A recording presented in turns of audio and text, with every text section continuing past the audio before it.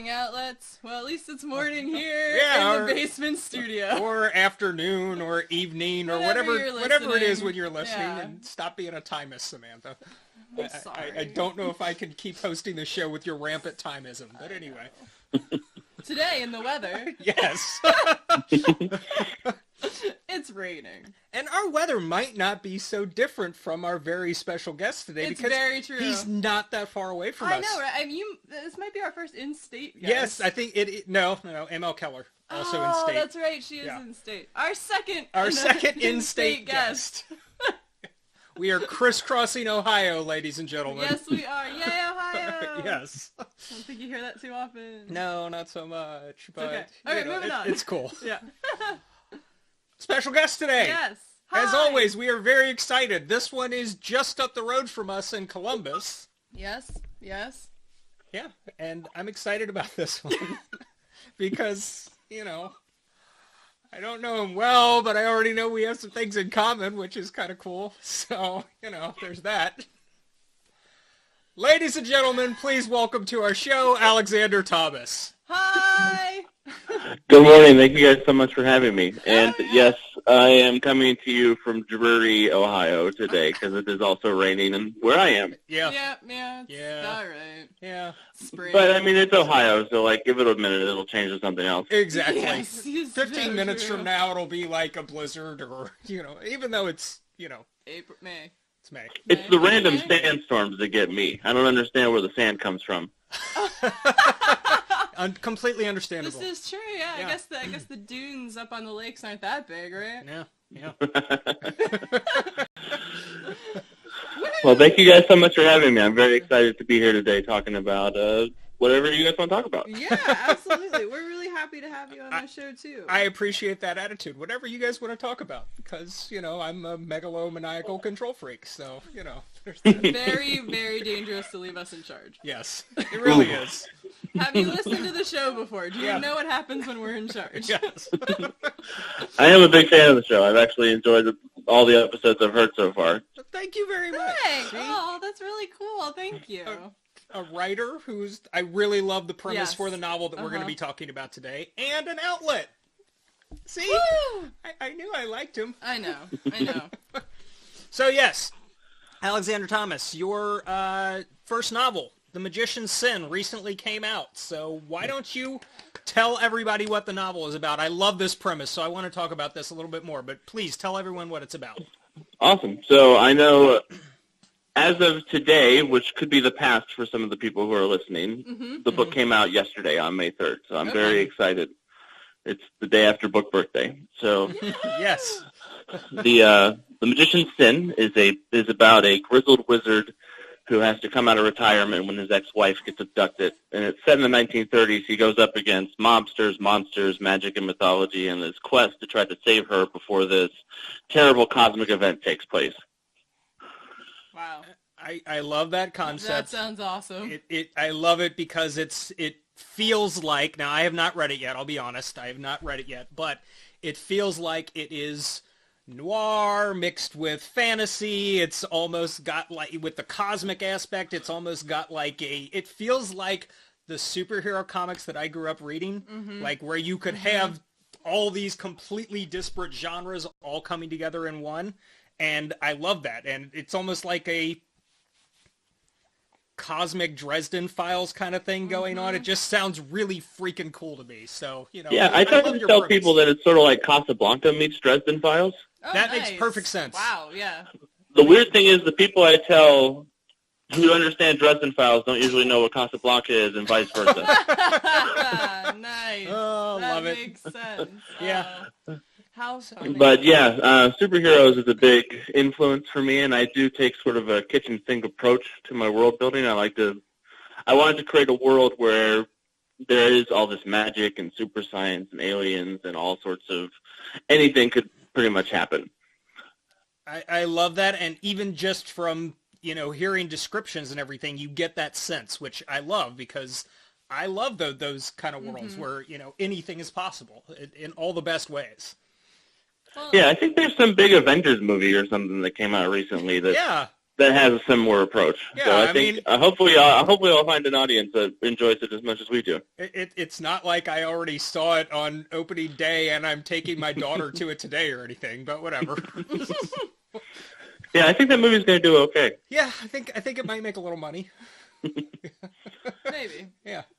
You know. You were about to say something, Samantha, before we went off on the Avengers Oh, tangent. I'm not worried about it.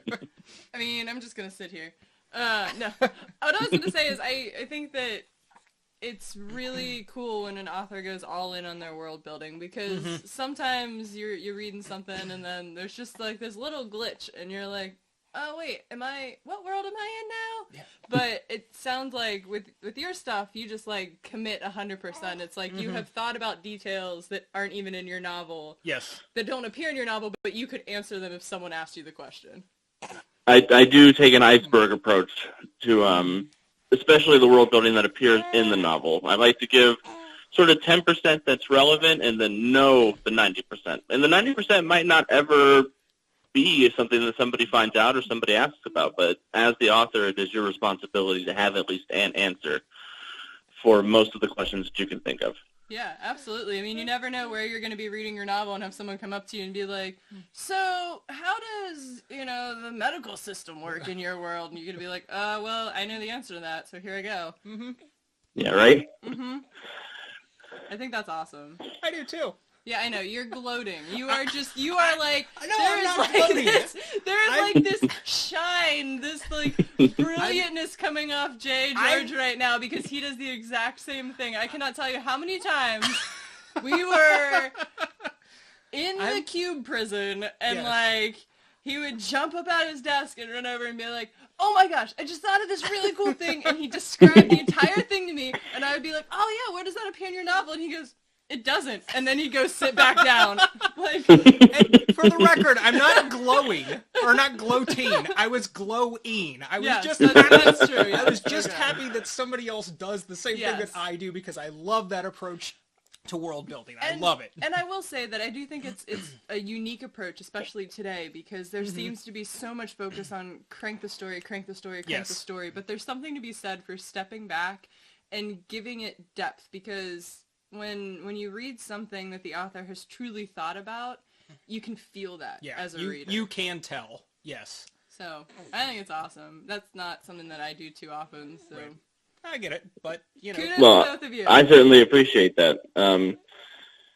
And I did want to do a lot of the world building up front, because I am planning on writing a very lengthy series set in this universe. Nice. that was actually my exact next question for you. So expand on that, please. So the rough plan right now, and it's going to depend on what the publisher allows me to get away with, but my rough plan is to write a trilogy in each decade leading up to the modern day, set in Titan City. Well, thank The you, Magician's because that Sin was my takes place in the next question. 1930s. So That's really the cool. first one's 1930s, and then my next trilogy will be during the war. And then I'm probably going to jump to the 50s, the 60s, the 70s, and then modern day. So I'm looking at like 18 to 20 books, hopefully, that I could write in this universe. Nice. I love it. That's awesome. I love it. I love it. I love it. I love So it. what you're saying is your fans will be able to find you for the next 50 years. That's what I'm hearing. Hopefully, or whoever I get to replace me if I drop dead writing books. I mean, I have a candidate. Yes. Have you ever thought about letting other writers write in an anthology? I'm just saying. I have thought about that.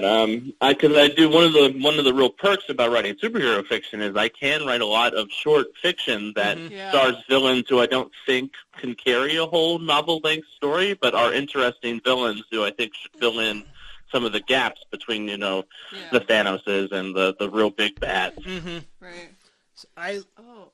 I love, not only does that give the world more depth and you really get to build it out more, but it's also gives the fans a world that they can live in, which my favorite fiction is where I fall in love with the world and want to live in that world. And, you love the characters, but you want to enter that world. I love that. No, I definitely agree. I think there is a lot to be gained from having a world that has openings for fans to fill in some details, especially in regards to fan fiction with the way modern audiences consume their media. Yeah. Well, and I think you said something really interesting to me, and it's something that as writers we don't necessarily think about all the time, but you said that you can create characters that can't carry a full story. It's like we use the phrase "kill your darlings," because you're gonna get those characters sometimes that you love, but you can't write 70,000 words about them, and so it's nice to hear another writer say something like that. Like, I know this character can't carry the story, but they would be really good in this short form. Yes. Not everybody can be a lead. No, not everybody can be a lead. And I think that's something I learned in my acting background. Oh, yeah. Oh, this gets exciting. Yes. Acting background. Yes. Tell us more. So I'm not a professional actor or anything, but I do community theater around Columbus, and I've been doing that for a couple of years now. And I wrote a short jukebox musical that opened yesterday as well. Oh, wow. Oh, cool. Nice. Wow, so this is like the best week of your life? It's up there. It is definitely up there as far as weeks go. That's awesome. We were just looking at each other and we were wondering if you knew one of our other guests because he does community acting and stuff near Columbus. So yeah. Oh, that was another Ohio guest we've had on here, Mark. Oh yeah. Mark Dubovec. Yeah. So. I don't know if Hi, you Mark. know. Hi, Mark. I do know Mark Dubovec. I don't know him very well, but I think I've been in a production with him before. Well, wow. There you go. Now you've both been on Shameless Plugs as well. I mean, we are just making connections Yep. here. We're in the Shameless Plug cinematic universe now. Yes. Yes. And I have a lot in common with both of you. So That's yay. true, yeah. You guys need a third musketeer because you can have him for a little bit. Yeah, it's like an hour and a half drive. It's cool. I mean, Yeah, it's nothing. Gives you time to listen to a lot of music. So. Yeah, exactly, which I would. Yeah, I know. Yes. I know. Or podcasts, because really when you travel, podcast is where it's at. Clearly. Like ours. Yeah, exactly. Yeah. So, we've touched on the fact that you're a Renaissance man. I want to ask a question about one more thing. You've written for role-playing games. Tell us about that. So role-playing games is sort of the first place I cut my teeth in writing, professionally at least. For about 8 years now, I've been a freelance game designer, and I've worked on Mutants and Masterminds, and there's a horror game that's sort of a horror pulp game called Quantum Black that I've been involved with, and I just started writing for a new game called Blue Rose. So it's been a lot of fun learning all of that stuff, and it's been I've been a gamer since I was 11 years old, so it's been a constant part of my life. Nice. So, I'll say this. I used to play Champions, another superhero role-playing game, back in the day. It's been a while, but doing the research for this episode, I knew of Mutants and Masterminds, but I've never played it. Now it's like I want to go out and I want to buy all the source books. I will probably be buying a good amount of your work in the coming weeks. So tell us about, what that process is like writing for role-playing games and how different it is from writing novels or short stories. So game design and author work, I say, are complementary but different skill sets. Because there's some baggage you bring to both projects as an author and as a game designer. The process, for me at least, because I'm a freelancer, is I contact the company who is producing material that year, and I say, hey, I'm available to help work on anything you have, and then they pitch basically what they want me to do. And most recently, they wanted me to design supervillains for them. So they said, hey, come up with 10 supervillains, send them to us, and then we'll approve or deny them, and we'll edit them, and we'll work together to make them the best they could possibly be for our product. And then I sit down and I usually write out the background of the character before I do any of the numbers work, because I want to make sure they're a strong character before I do the math, because I hate math. And then I send the whole thing off to them, and they send back their edits, and it's very similar to any other short. I would liken it to a short story project if you have an editor who's working with you to put an anthology together. Okay. I will say that the author in me often wants to put the characters in a box, but you have to sort of leave them open because a GM has to be able to take that character and put it into any game that they have come up with. Right, right. Or whatever their personal situation is. So you can't get too specific and you can't fall in love with too many story-based ideas. Mm-hmm. So was working for the gaming industry, was that kind of like your, what do you want to call it, your full-time job until you could be a writer? Did you think of that as like your bridge to writing, or were they always kind of running in sync? They were always sort of running in sync because, unfortunately, I still haven't made enough money in both worlds to, make that my full-time gig. I work in a call center right now, so that's sort of the day job while I'm working on. Hopefully this year I'll be able to transition to full-time writing. Woohoo! You got it. You can do it. Yes. You got this. We're rooting for you. Yeah, absolutely. I appreciate that. Yeah. For sure.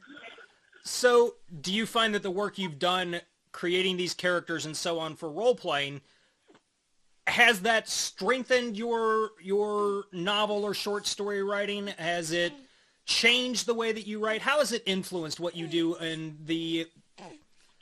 I'm trying to think of the term, and I can't think of the term, but in your other writing, let's just put it that way. Yeah, I will. So one of the big benefits of role-playing and writing for role-playing games is I have to think entirely of the character and how that character thinks and acts and what they're going to say and do.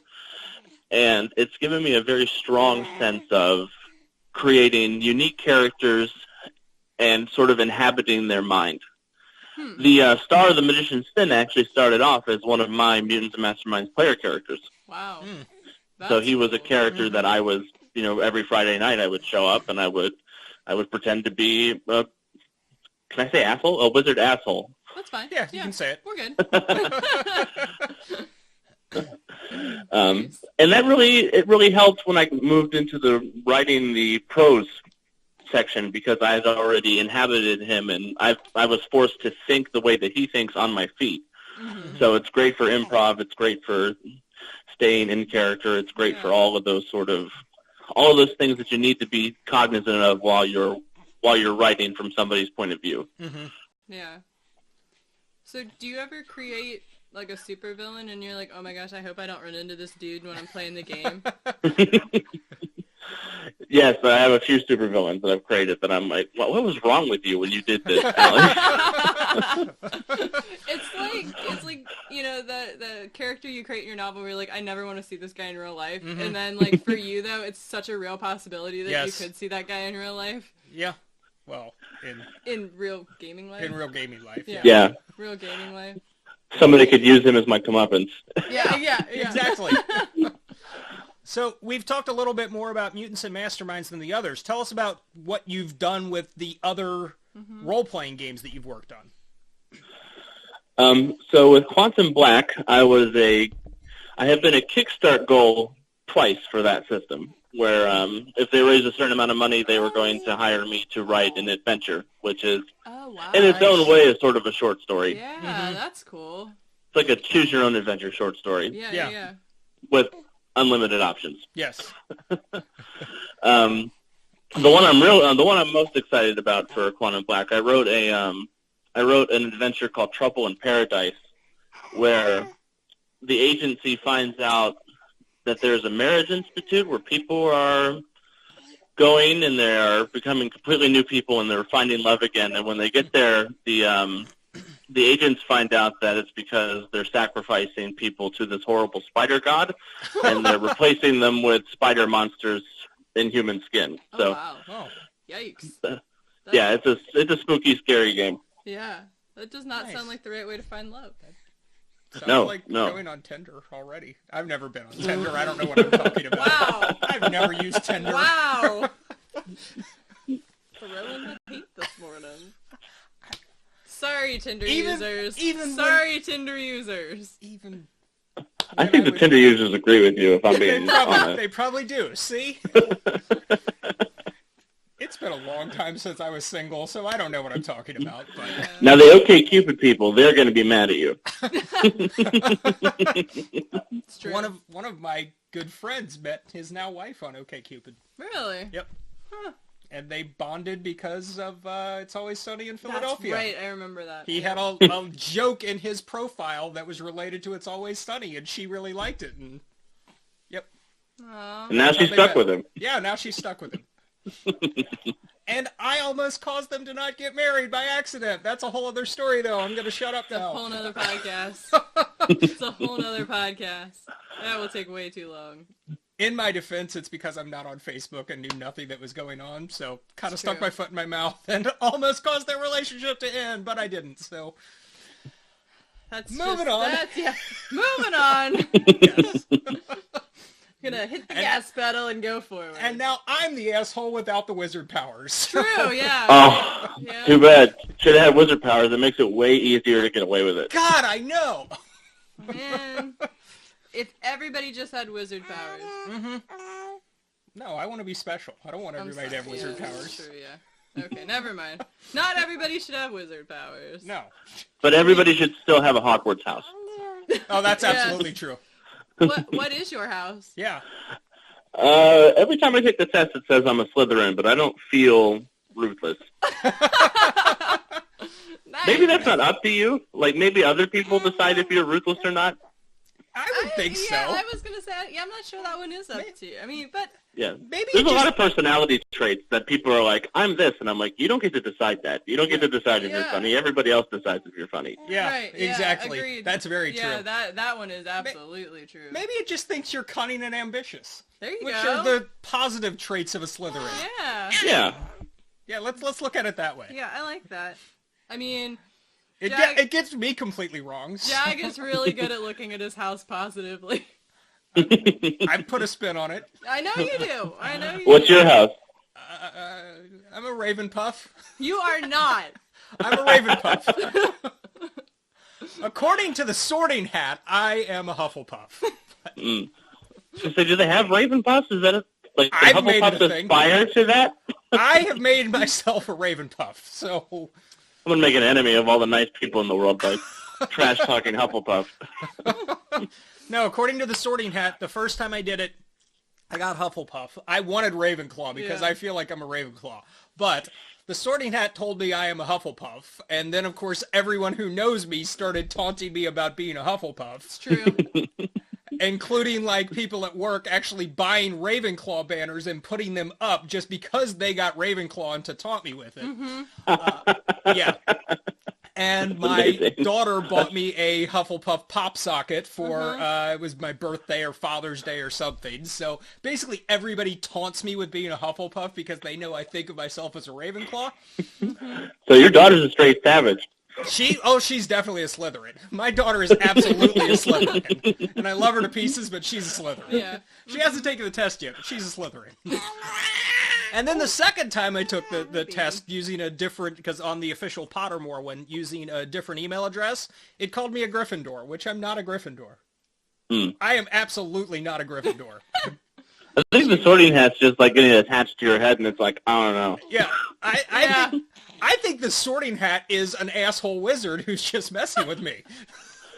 Oh, he definitely is. I think there's a jerk that's stuck inside that hat, and that's his punishment. Is just to sit on kids' heads for all eternity. That makes sense. Wow. Unraveling the mysteries. Fan fiction. Also, he likes butt stuff, but that's just because that's what J.K. Rowling's all about now. Oh, that's funny. Yeah. Nice. Yeah. Nice. I like it. What did you get? I don't even remember what you got. You got Ravenclaw, didn't Yeah, I you? did, Yeah, yeah. you got Ravenclaw. There's a One more person. for you and for all our outlets out there. We have an early episode where I go through the Sorting Hat process because On the air. On the air, yeah, Yeah. because I never read Harry Potter. Yeah. So it was a whole new world for me, and it was a lot of fun, and it was a lot of fun to listen to the reactions of Yeah, and- J.A. George as I answered questions. Yeah, I also got Oh, a cool. terrible Patronus, but I love my Patronus. I know you love your Patronus. I don't love mine. I am well aware you don't love yours. I love my Patronus. It's adorable. I just want to wrap it up in Yes. a little blanket and carry it around. Pine Martin. Yeah. Yeah. I have a shirt Yeah. now that says Pine Martin on it. I remember. Yeah, she got a Pine Martin. It's so cute. I think that's fascinating. You haven't read Harry Potter, and you're in the sort of literary industry. Yeah, no, I for whatever reason it kind of was in like a blackout zone for me, I guess. I was when it came out, I was already reading more adult stuff, so I didn't go back to read the first couple, and then after I missed the first couple, I was like, meh. Yeah. Not worried about the rest of it. So maybe someday it'll make its way back into my reading list, but yeah, it was just this I had already kind of moved beyond where that first book started and what I was reading. So, I don't know. Yeah, and let's it's see. hard. It's hard to jump back in terms of reading comprehension. Yeah. Yeah. Especially because I don't even remember what year it came out, but I would have been in some form of either middle school or junior high when it came out. So, Yeah. you know, especially then, it's like, well, I'm already reading, you know, these books. At that age, especially, you don't want to. You think you're going backwards. Exactly, yeah. So, I can't read Harry Potter. I'm reading A Tale of Two Cities this year. yeah, right, yeah. I can, well, you know, welcome to my world. See it. Harry Potter, I'm in this Hemingway novel. What are you talking about? Yeah. See, and I'm not a fantasy guy. We've talked about that on the show more than once. I'm not a fantasy guy. I had nothing against fantasy for our listeners and my friends who are into fantasy. It's just not my thing. But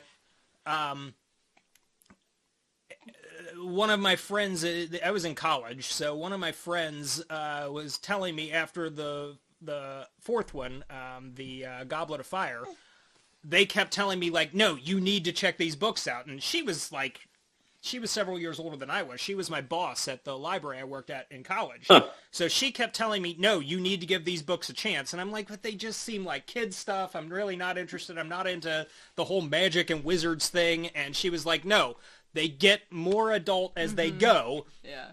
They get darker. They get more serious and everything. And then and this is, for anybody who hasn't read them, spoiler coming up, so... You know, I'm not going to say turn off the episode. I'm just going to say fast forward like a minute. Yeah, go for Yeah, it. come back. Don't turn off the episode. Don't turn off the episode. Just Don't fast do it. Fast forward like a minute from now. Yeah. She told me about when Cedric Diggory gets killed and the Voldemort's line, "Kill the spare." And I was like, okay, I'll give it a try. And then I went back and read them, and I became a big fan. And then I bought all the rest the day they came out and everything like that. Yeah. So. And by the way, if you did fast forward, you're safe now. Yeah. I was also an anomaly when I worked at the bookstore Yes. because everybody was like super into it, and I'm like, "What are you guys into? Like, what is this thing? I don't know. I'm not worried about it." Well, in the There's some library. kid. He's got a star. There's like a snake guy. I don't know. Yeah. I don't know. Oh, you need some fantasy wizard book for your kid? There's this thing called Harry Potter. I don't know if you heard of it or Yeah. not. Well, and the weird thing is, after college, I worked at a library system. Yeah. And the two big series that everybody was checking out, it was so amusing to me because it was kind of like a rural area. Yeah. It was, so the library system was in a rural area. Some parts were more suburban and other parts were more rural in this library system, the county that it was in. The two series that everybody was checking out, for most of the kids, they were reserving like crazy the Harry Potter books, and for most of the adults, it was the Left Behind series. Wow. And the two Oh. audiences, like, the Wow. Left Behind people hated the Harry Potter stuff. Like, they thought it Oh, was devil man. worship. It was fun watching the people get all riled up about the That's Harry Potter awesome. stuff, like the Left Behind people. It was good fireworks. I like it. So you guys didn't have the Sharks and the Jets. You had like the Rapturists and the Bludgers. Yeah, exactly. Yeah, right. Exactly. Which was awesome. You're lucky the Oh. mouth to hell didn't open up in your lobby. I'm surprised it didn't. Yeah, Because you're very lucky. not to knock the Left Behind people, but some of them were rather rabid in their beliefs and not very open-minded about other belief systems. Yes. I'll just leave it at Yeah. that. That was very kind. Well Yes, done. yes. That is going to. I think that's going to be a sticking point for some people with the Magician's Sin. Is I do one of the aspects of my world building is that all mythology is true. So Yeah, Greek wow. mythology, Norse mythology, Christian mythology, Oh, Hindi wow. mythology, it's all real. That's awesome. That's really cool. That is really cool. Like, usually, people will commit to one mythology, but you have committed to all of the mythologies. Yes. And So the real magic behind it is actually human thought and prayer. So that is, I have taken the power away from gods, and I have sort of flipped it on its head, where the gods have tricked us into worshiping them, and that's how they get all their power. The Christian God is just the best marketing person right now. oh my gosh, that like gives a whole new aspect to thinking about religion. Like just thinking about it as a giant marketing scheme. That's brilliant. Yeah, his angels are the best PR people in the world. Yeah, right? Absolutely. Man, Nice. that's Nice. great. Yeah. Yeah. Sorry, we just had a moment over here. Yeah, We're we just, did like, just have a moment. absorbing what you're saying. It was Yes. it was a little bit like when we were talking to like Palumi and she would say something and we would just sit here like, whoa. Yeah. Like so we're just absorbing what you're saying. Yeah. Mm-hmm. Yeah. Yeah, and there are tricks that the gods who aren't God. I need to come up with a name for him that's not God, because they're all gods. Yeah, right. So, like, in the sequel, there is a person who is running for mayor in Titan City whose slogan is, "I believe in this person." I'm not going to tell you which person it is because that's a spoiler, but Yeah. Right. they have found a way to sort of trick the system into having people say, "I believe in this person," so they can get a little juice back.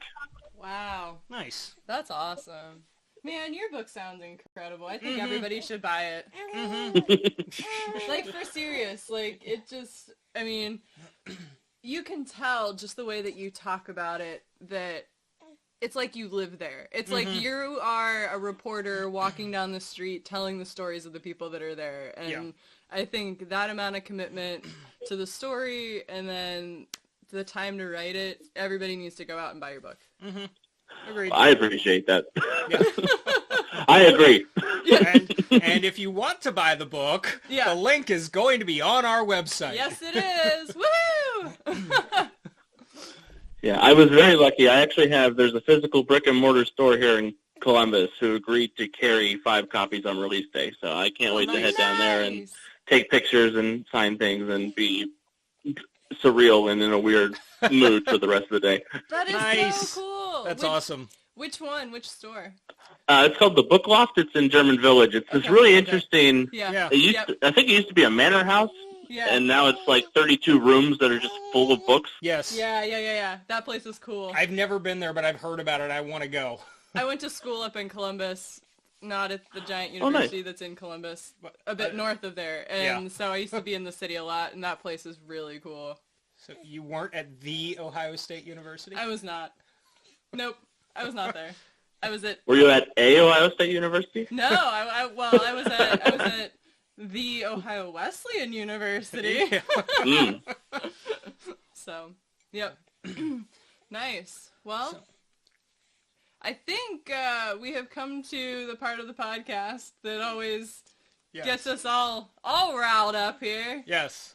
Creating controversy after controversy after controversy. Yes. Yeah, we're going to get in trouble with this one. Yeah, we are. That's all right. It's fine. It's all good. We cursed. The Harry Potter people are going to be mad at us. Yeah. The Rapture people are going to be mad at us. Yep. You know, it's all good. That's what we do. Asshole wizards are going to be mad at us. Yeah. He was going to be mad at us anyway. Okay. Yeah, all that's right. very true. Yeah. But we have 3 questions that we ask all of our guests when they come on our show because they are an interesting point of conversation for us, and they are sometimes polarizing for us. Yes. So if you are ready, we will ask you our 3 questions. All right, but one of them is not what's your favorite color, right? Because I don't want to go in the pit.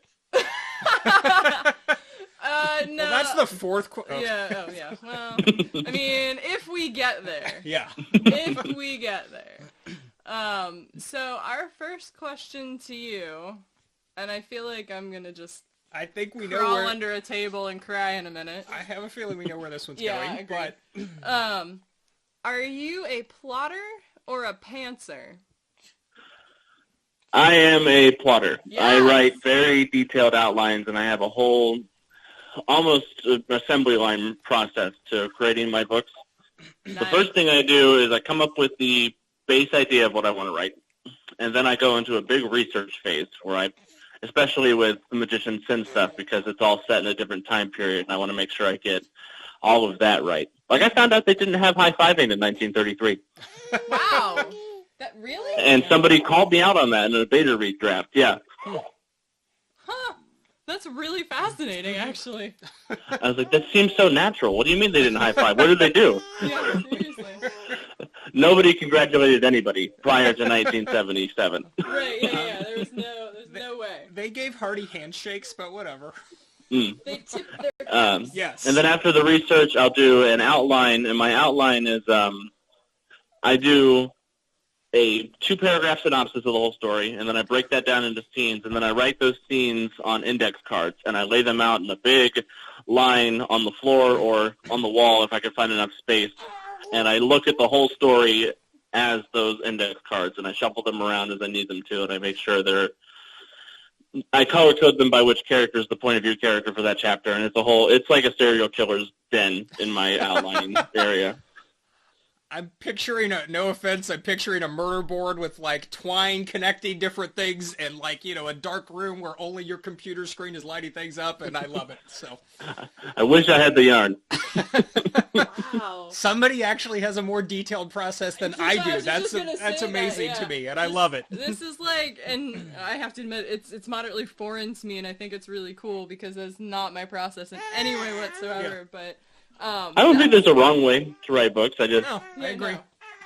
This is the way that works for me. Yeah. No, that truly is incredible. Like, it just, like I said, I think it just goes back into the amount of detail that you want to put into your world. Yeah. And it brings up a point that we've talked about multiple times on our show. There's no right or wrong way to do it. No. It's what works for you. Yeah, you have to do the thing that works for you, that cranks your novel out, you know? Like... Yeah, and I'll be honest, like, most of my career has just been dumb luck. Like, my gaming career, I got that started because the creator of Mutants and Masterminds got put into one of my games by lottery at the convention I was running games at. And I showed up to that game with just the characters and a one-sentence idea of what the game was going to be about, and I made up everything on the fly. And he had a great time. Awesome. And then afterwards, Nice. I was like, "Hey, do you think I could write for you?" And he got me in touch with his editor, and the rest is history. Wow. Awesome. That's a great story. That is a great story. Oh my gosh. Yeah, and then the Magician's Sin only got published out of luck too, because Kyanite Publishing, the publisher I work with, they put out a bi-monthly science fiction and fantasy speculative magazine. Right. So it has short stories similar to like what they did in Astonishing Tales and Weird Stories and stuff like that. Yeah.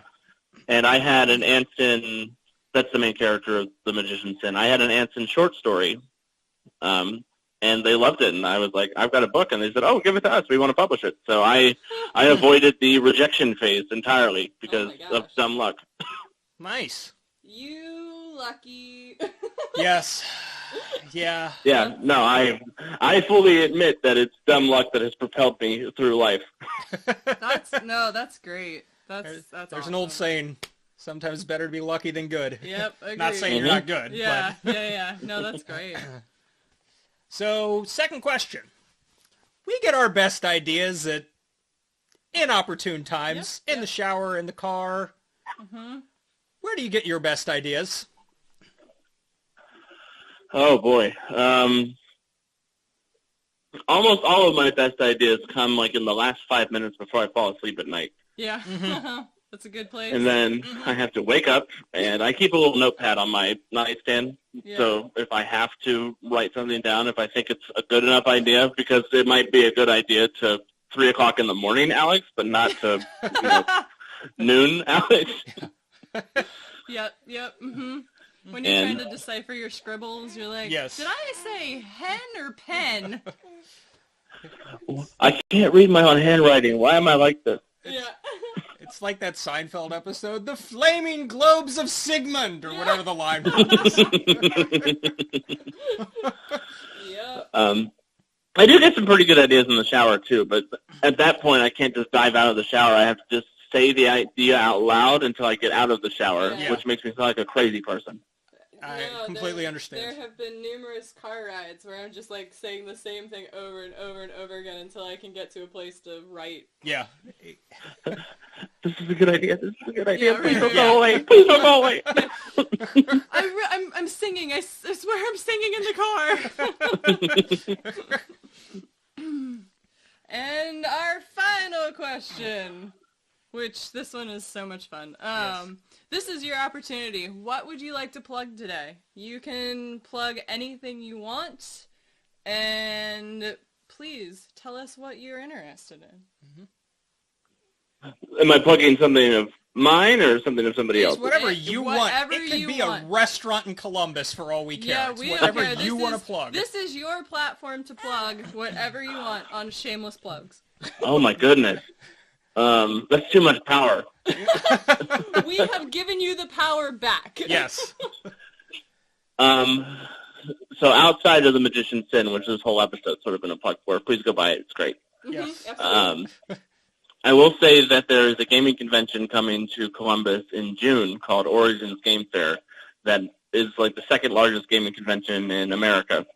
And I will be there running 13 role-playing games, including 2 that are set in the Titan City universe. So if you want a chance Ooh. to come and play with the characters of the novel, show up and I'll get you into the game. It'll be great. What? That's Nice. so cool. That's awesome. Yeah. Yeah. Last night I actually ran a Titan City game here, and everybody had a great time. And my publisher gave me a book to give away to one person, so Wow. Very cool. that was a lot of fun. Oh my gosh, yeah, everybody, all of our outlets, go buy his book and then crash Yeah. his convention. Do Yeah. it. Do it. Yeah, crash it. I don't mind seeing people. Nice. We'll know if I'm you one of don't. those weird authors who's not really an introvert. Yeah, and we'll know. We'll know Yeah. if you don't show Yeah, up. if you don't go, we'll know. Yeah, we'll know. Go. hmm Go Yeah, I'm to actually the setting a timer now, so Yeah, I'll be at the good. convention center until June. Hurry up. Yeah. I mean, you gotta buy the book today and read it beforehand, so, Mhm. I mean, yeah, go buy the book. We know you're listening in Sweden right now. Get to Come Ohio. on, Sweden. Come on, Sweden. Ohio and Sweden are basically the same thing. Yeah. Step up your game, Scandinavia. We have a lot less Vikings. Yeah. The number's not 0, Yeah, but it's a not. lot less. Yeah. I mean, there's a whole Germanic influence in Ohio, you Yeah, know. it's all good. We're fine. Yeah, that's us. We're presidents, astronauts, and Vikings. That's all of us. Yeah. Presidents, Yeah. astronauts, and Vikings. Yeah. Should be the new tagline on the Ohio commercials. Yeah. They do like, you know, Ohio. Presidents, Come to Ohio. The astronauts. only way to escape is escape velocity. Oh, I love it. And marketing. Yes.